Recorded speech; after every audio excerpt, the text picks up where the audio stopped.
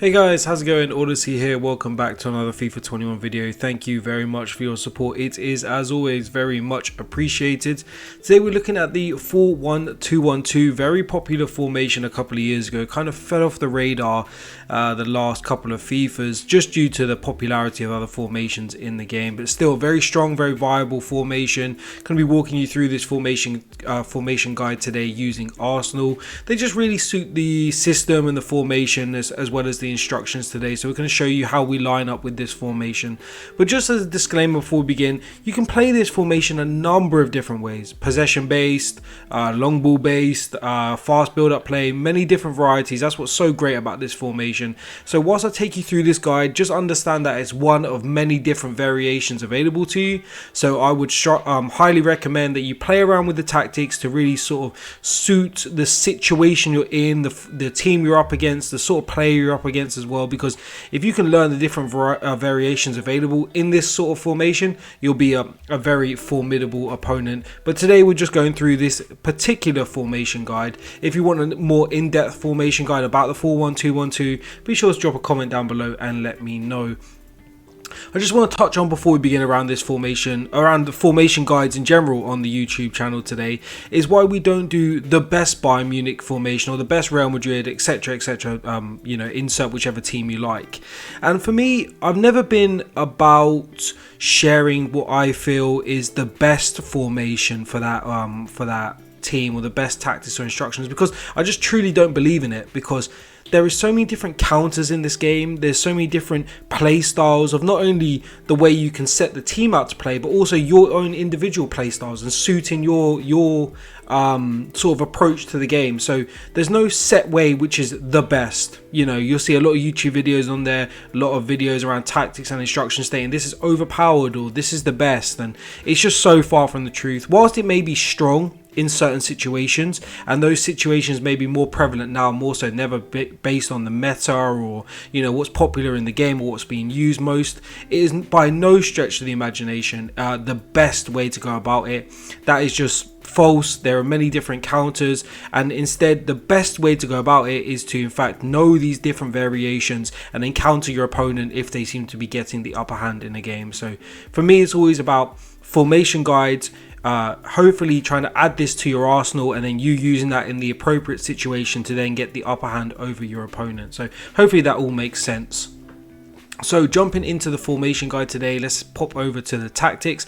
Press after possession loss. We've got a lot of attacking options available to us. Our left mid, right mid and two strikers and cam allow us to really shut down our opponent if they try and play out from the back. We've got all four defenders if they're playing a back four really countered against, as well as their CDM. And of course it allows us to win the ball high up the pitch and use our pace both out wide and through the middle to exploit any gaps that may have arisen when our opponent has tackled and taken the ball off us. Really high depth just complements the press after possession loss very nicely, so it just allows us to really have a lot of men forward when we're pressing with the ball. Offensive style long ball just allows for us to have those runs triggered automatically both out wide and through the center. It just means that the cam also gets forward in a nice natural position, making those runs in beyond Lacazette when he's dropping into the midfield, as you're going to see in a second. Lots of width, of course. We don't want to sort of pigeonhole ourselves too narrow. We've got a lot of pace with Pepe and Saka, so we want to kind of use that in the right way and exploit that pace available to us out wide. Into the instructions then, stay central, getting behind on Aubameyang. We're going to be really, like I touched on earlier, exploiting the pace that he has in behind. So he's going to be our main target through the centre of the pitch. Of course, Aubameyang is going to allow us to also involve Pepe and Saka into the game as well, because he's going to be creating pockets of space when he either drifts out wide or drifts into the centre and takes out a centre back or right back in order to cover. Say if he's run past the centre back, they then bring their right back into cover because of his pace. It allows us to bring Saka and Pepe into the game. Lacazette, of course, drop into the midfield. He's got good technical ability. He's also going to support Odegaard in there as well. So, your opponent doesn't sort of clock that you're constantly going to Odegaard for all of your attacking movements. We're able to play into Lacazette as well to create some variety there. Odegaard going to be running on in behind Lacazette as well, but we want him to stay on the edge of the box when we go forward. Of course, we don't want to overcommit and leave Partey too open in the centre of the park as well. Saka, of course, staying wide, getting in behind. We're going to be using using his pace as well out wide, the same as Aubameyang, to really exploit any sort of slow defenders or any defenders out of position. We can really take advantage of that. And because of the long ball tactic as well, that really complements this style, it just ensures that those runs are being triggered automatically. So when you've got the ball in the middle with Lacazette and Odegaard and Partey, those runs are being triggered automatically, and we can just find the player in behind as well. They've got great technical ability to complement their pace, so they are most definitely a threat out wide. Just to note, Pepe is left-footed, so you're going to want to cut in if you're going for goal. We do that in one of the clips, so I'll walk you through that in just a moment as well. Partey is there to protect Gabriel and David Luiz. You know, it's common knowledge that they're not the quickest centre-backs, so you're going to want Partey to drop between the defenders. That would then allow Bellerin and Tierney to get forward, but it also offers David Luiz and Gabriel a bit of a shield in the defensive sense as well. Bellerin's going to be getting forward when the opportunity arises with balanced attack, and you're going to see with the run type there, we've got him on inverted. It just means that Tierney and Bellerin are going to be coming inside and almost playing as CDMs or centre midfielders. You know, we've got Pepe and Saka out wide. We don't want to double up out there. We've got more than enough pace out wide as well. And we can always bounce some 1-2s off Lacazette and Odegaard. We're going to be using Bellerin and Tierney to really kind of replace Partey's position in the middle of the pitch. They've got good technical ability.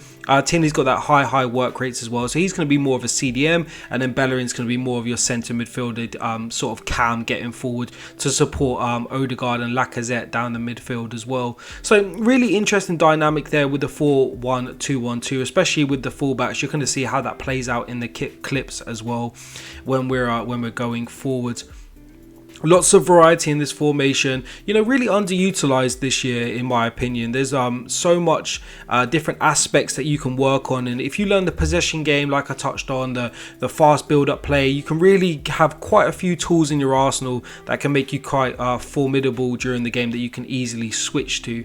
Going forward, we're going to be looking like something along the lines of the 3-5-2 with Tierney and Bellerin coming into the middle of the pitch playing the CDMs, and Thomas Partey dropping into centre back. And then of course Pepe and Saka out wide, and then you're going to see Lacazette will drop into the cam position as well, and he's going to you know, rotate quite nicely with Odegaard into that striker position, and then we're going to be looking to exploit our pace both out wide and through the centre. And then in the defensive sense, we've got Lacazette on comeback and defend, so you're going to line up something along the lines of a 5-4-1, so very defensively strong, and you're going to want to protect those centre backs. You know, they're not the quickest at all, and their defensive ability is okay at best, so you need to really support them, and Thomas Partey has got all of the skill set available to ensure that they will be well protected in there. And then of course you've got Lacazette dropping in to support Odegaard in the middle, so you don't get overrun in that sense.